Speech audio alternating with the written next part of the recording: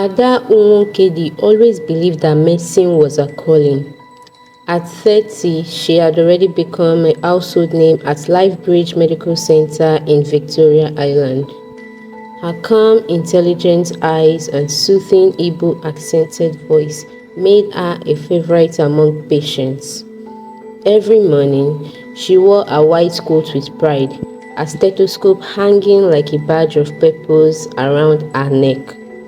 Life for Ada was orderly, fulfilling and simple. Her boyfriend, Kola Ajibade, a system analyst with a global fintech firm, shared a quiet taste in life. They were both focused, God-fearing and committed. Kola had proposed to her 6 months ago and their introduction was just around the corner. Bolu Hassan, a childhood friend, was no less impressive. At 29, she was one of the youngest senior auditors at Royal Gold Bank, Nigeria's largest commercial bank. Yoruba by heritage but Lagos bred, Bolu had mastered the balance between fashion and finance. Her Instagram page showcased power suits by day and bubu elegance on weekends. She was dating Pastor Damilola Adebayo, the youth pastor of one of the fastest growing Pentecostal churches in Lagos. Their relationship had gained admiration among the church community. Pastor Dami, as everyone fondly called him, was known for his eloquence, charisma, and youthful vision for raising a God-fearing generation. Bolu felt lucky to have him.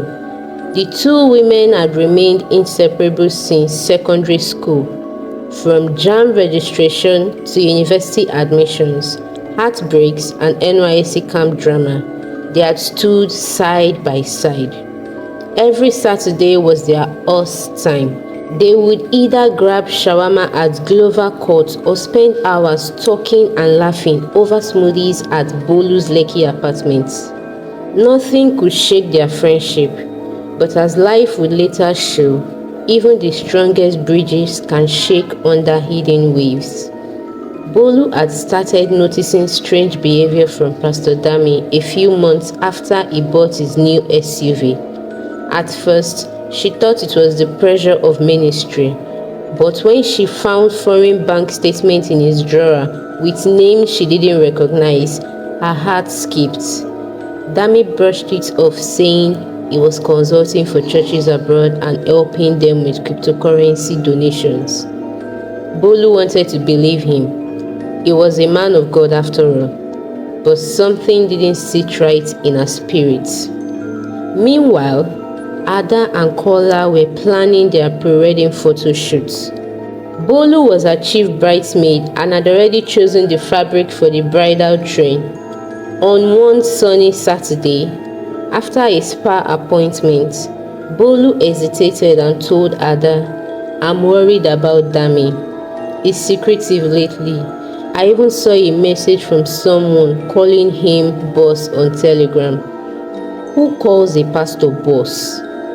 Ada listened, sipped her zobo slowly, and replied with calm wisdom, "Trust your instincts. If something smells off, maybe it's time you find out where the stench is coming from." 2 weeks later, Bolu's world crashed. One afternoon, while at work auditing offshore accounts flagged by EFCC, her name appeared in a red flag list associated with fraudulent transfers. Her picture was plastered on blogs within hours. Royal Gold Bank auditor implicated in 4 million naira cyber scam. Her office suspended her pending investigation. Even her neighbors began whispering behind her back. The pain was unbearable. Bolu collapsed in her apartment that night, with her phone buzzing from calls she couldn't answer. Ada left her shift at the hospital early to be with Bolu.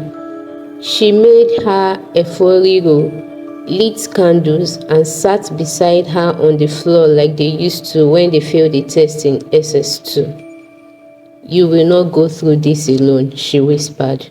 The next morning, Ada convinced her friend to visit a private investigator she knew from an NGO health fraud case.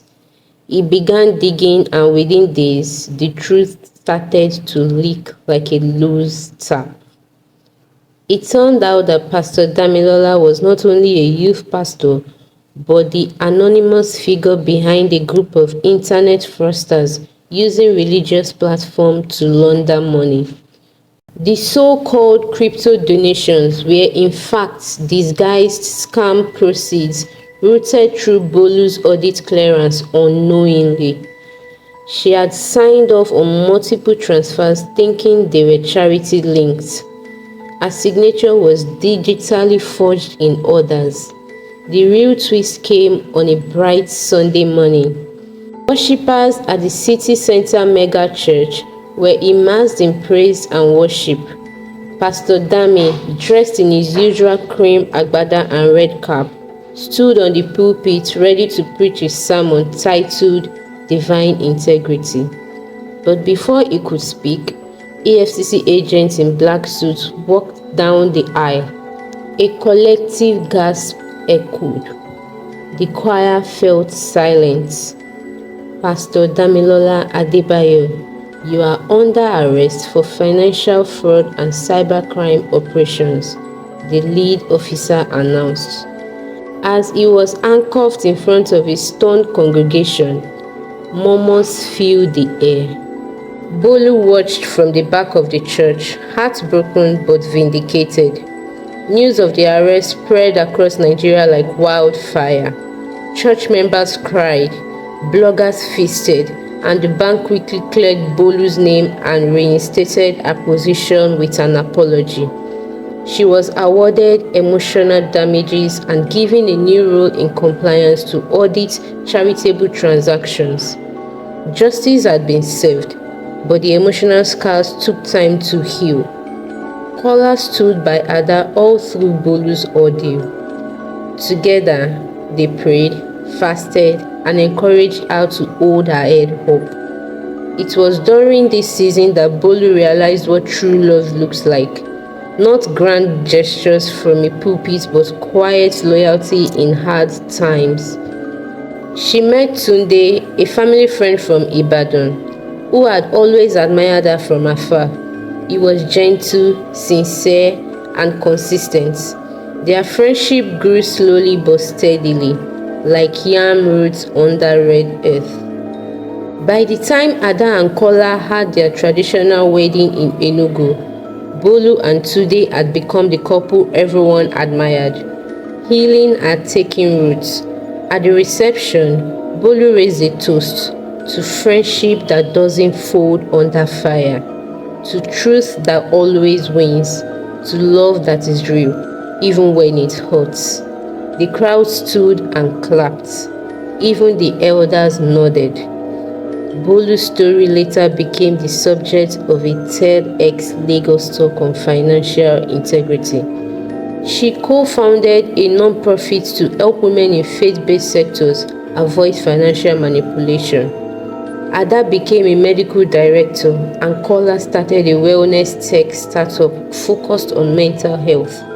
Their stories became proof that even in the most painful betrayal, love and truth can still rise.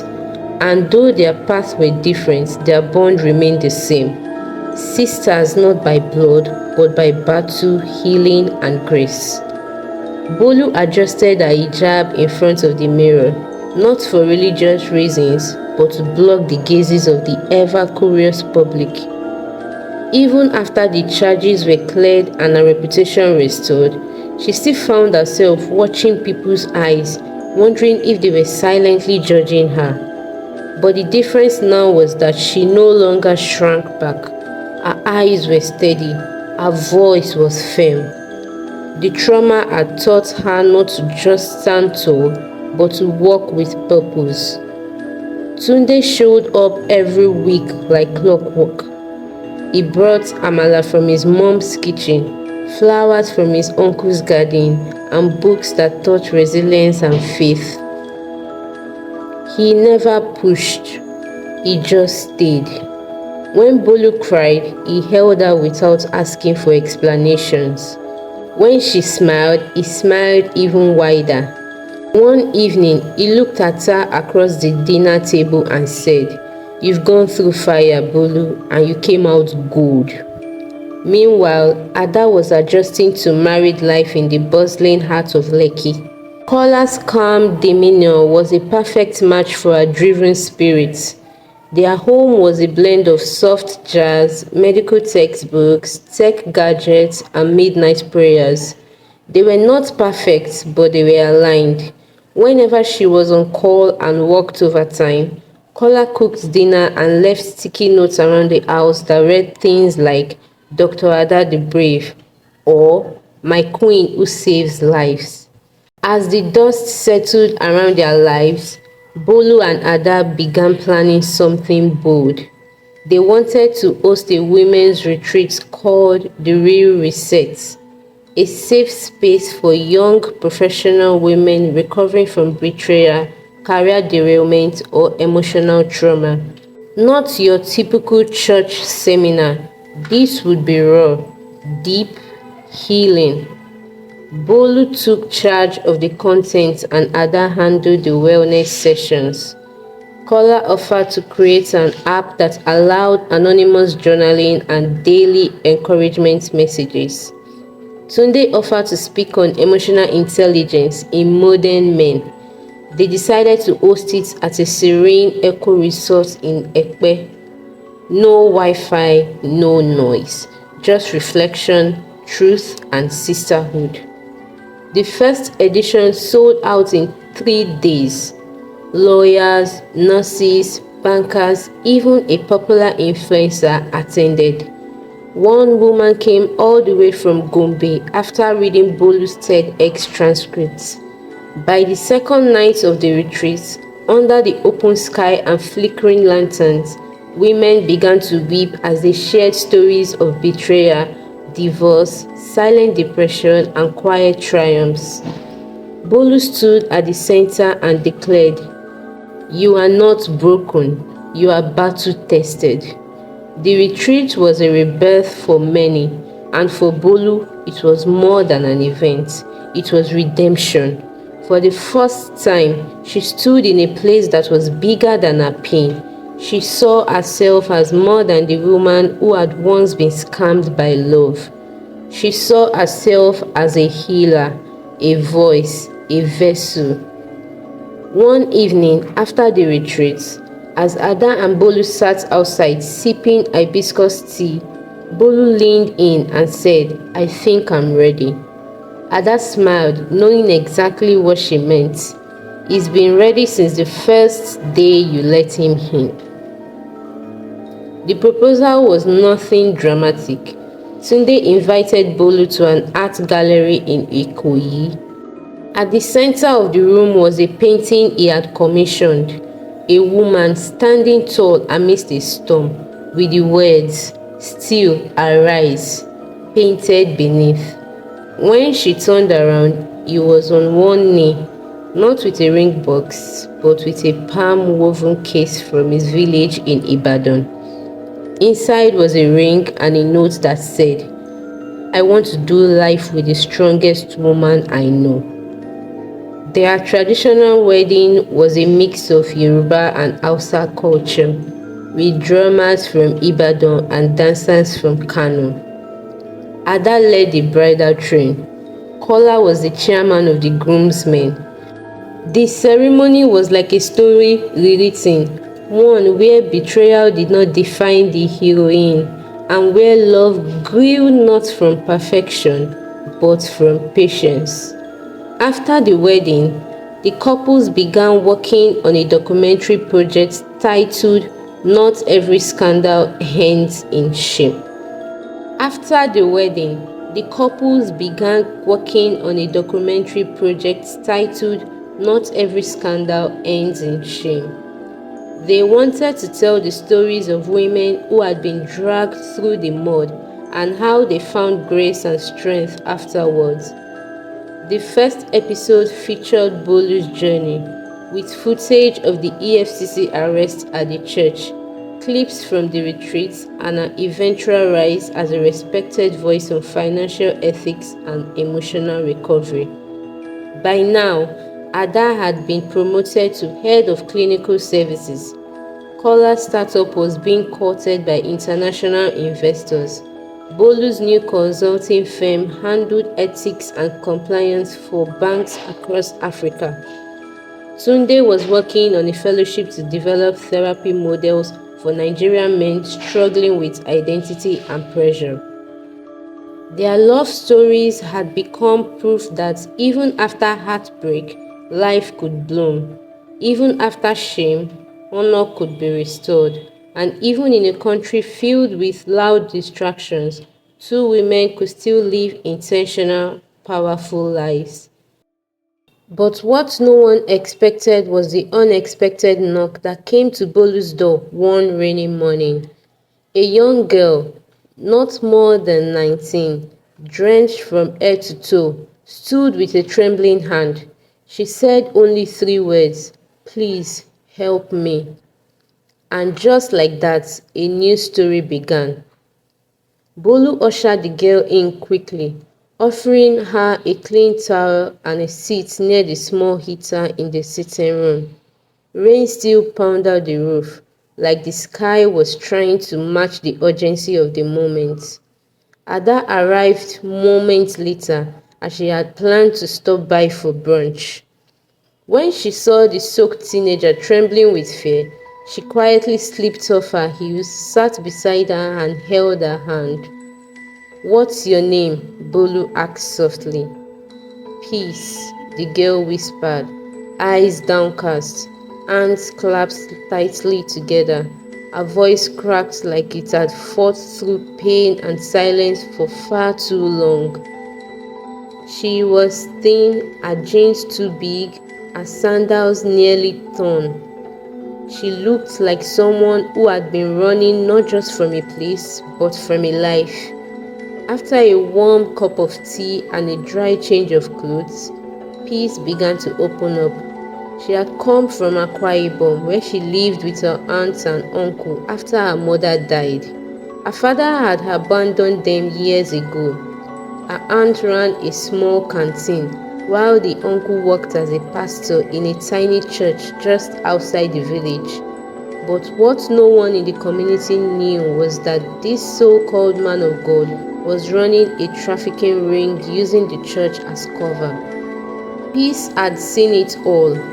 Girls promised scholarship and mission opportunities only to be sent into unknown cities and forced into work they never chose. She had been one of the lucky ones who escaped. Barefoot, scared, and with nothing but 3,000 naira a good Samaritan had handed her at a park in Uyo, Peace found herself on a night bus to Lagos. She had heard Bolu's name on a late-night radio talk show the driver was playing. They were discussing scandal, survival, and the retreat for women.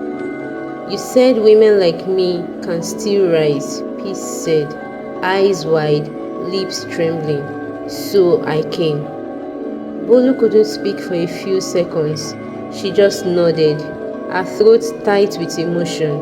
Ada placed a hand on her friend's shoulder, and the two women exchanged a look that said everything they had become more than survivors. They had become safe places. The next day, Bolu reached out to a legal NGO that specialized in gender-based violence and human trafficking. She also contacted a reporter she trusted, someone who had covered her own scandal with care and professionalism. Slowly, carefully, they began to investigate Peace claims. What they uncovered shook them. The same man who had raised Peace since she was 10 had a long history of exploiting young girls from vulnerable homes, masking it with church work and evangelism trips.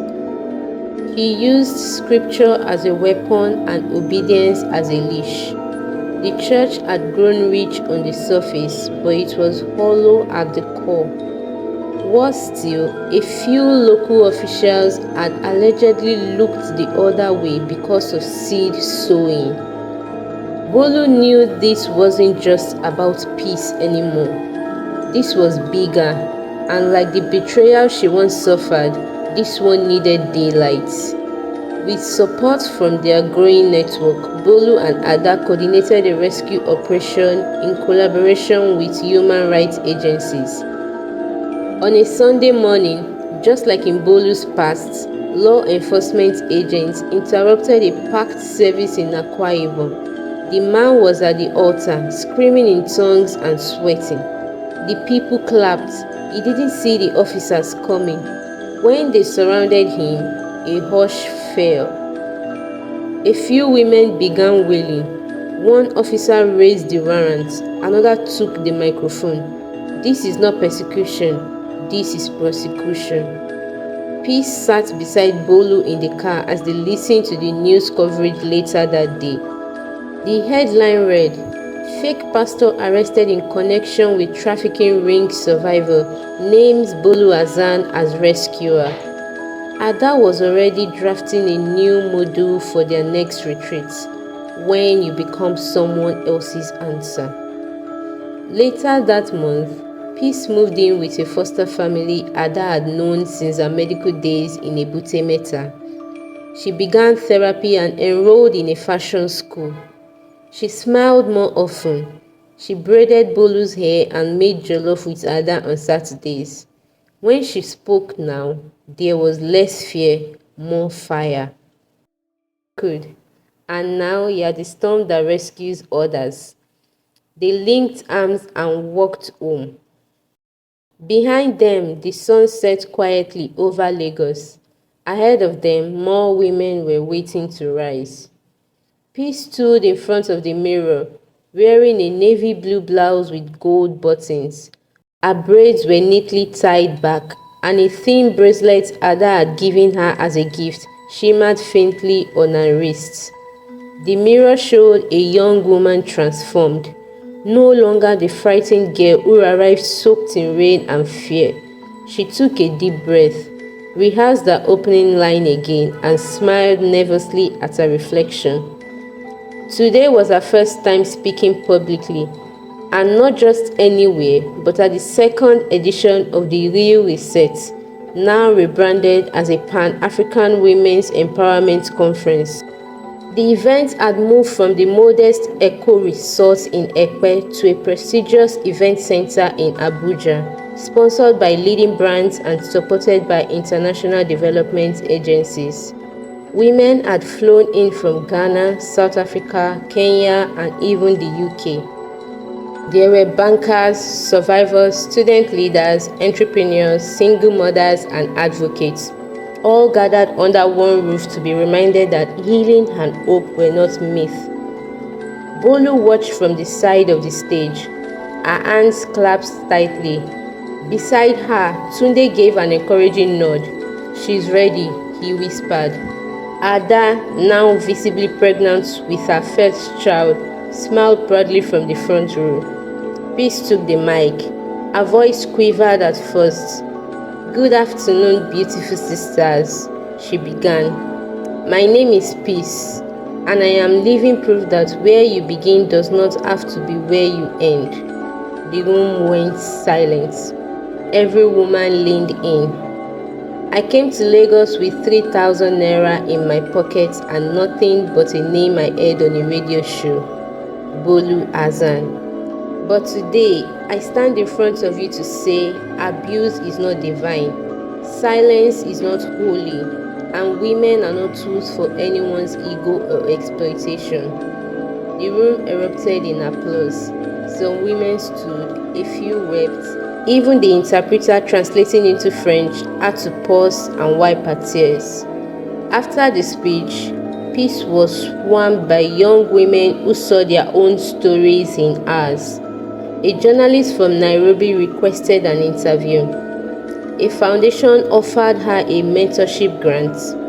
That night, she received over 300 messages on her Instagram, most saying one thing: "You gave me courage." The conference ended with an unexpected surprise. The vice president's wife sent a delegation with a sealed letter inviting Bolu, Ada, and Peace to Aso Rock for a closed-door session on strengthening gender protection policies. Their small ripple had become a national current. In the weeks that followed, the real reset became more than a conference. It became a movement. A new fellowship program was launched, Sisters Who Rise. Women who had healed were trained to go back to their communities to support others with tools for mental health, financial literacy, and legal safety. Peace was selected as the lead coordinator for the South-South region.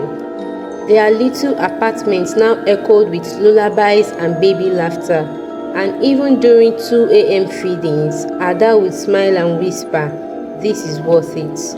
One evening, the three women, Ada, Bolu, and Peace, gathered in Bolu's backyard, sipping cold malt and peeling roasted corn. Peace, now more than confident than ever, asked, "Do you ever wonder why God let us go through what we did?" Ada nodded thoughtfully. "So we could help others cross the river we once drowned in." Bolu nodded. "And so we would never mistake comfort for calling." They toasted to that. As the moon rose above Lagos and the sounds of night filled the air, distant horns, neighbors chatting across fences, three women sat shoulder to shoulder, not just survivors but architects of a new kind of story. A story where women were not ashamed of their wounds because their scars are turned into maps for others to follow. And somewhere out there, in a small village, another girl was listening to the same late-night radio and would soon gather the courage to whisper three words, "Please help me." And because of Ada, Bolu, and Peace, the door would already be opened.